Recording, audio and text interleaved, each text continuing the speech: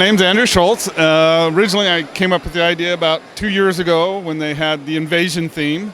The first thing I built was the round tower, which I actually had 2 years ago, but I couldn't figure out how to fit in the display, so I held it off for this year. And then it's just start building the castle, and once the castle's built, build the base around it, and then I would have gone all the way across, but I kind of ran out of gray brick, so that's why I have the slope. Okay, and then if we move down this way, we've got the moat here, and then what else do we have? Yeah, well, we have the villagers, what's left of the village with the soldiers attacking through it. And I decided to add the 3 predators as, gods to help out the soldiers. But they're not going to survive. Got about a minute before they get overwhelmed here. It looks like it, yeah. So talk a little bit more about the techniques and some of the different parts of this castle here. Like you've got the towers coming off and some of the cool roof technique. Right. Well, the towers here, I had to get the thing, I had to do them upside down. So because they have no slants like that.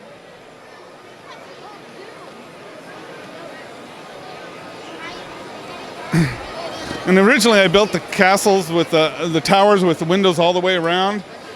And then I added the smokestacks, and I realized that you can't have windows where the smokestacks are, so I had to go and take out all the windows.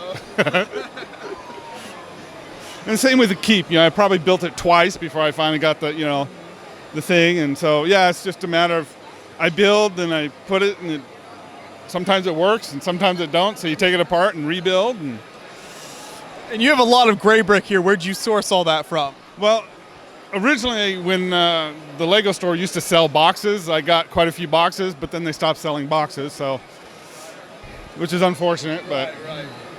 And what's the hardest part of doing a build like this? This is a pretty sizable build, especially the castle here. What's the toughest part of that for you? Trying to figure out how to build it so I can take it apart and bring it here. Okay.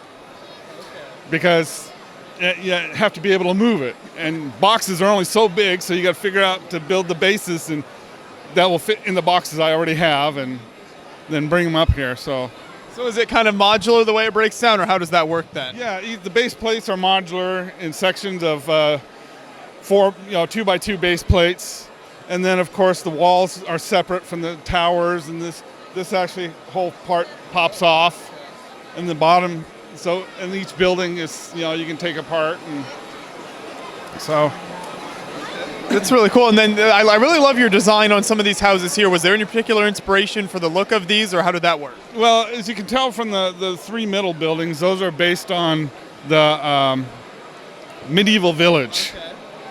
And the big one, I just kind of went online and Googled, medieval inns, found a kind of a picture that kind of looked cool, so that's how the red roof inn came up. And the barn over there, that's just straight off of one set. I kind of got tired and lazy, so I just, this barn looks nice, and just plopped it on there.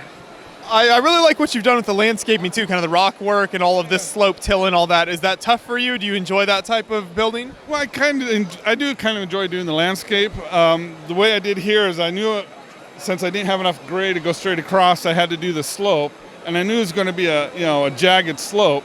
So that's why the 3 leaves are used to kind of camouflage the stepping part of it.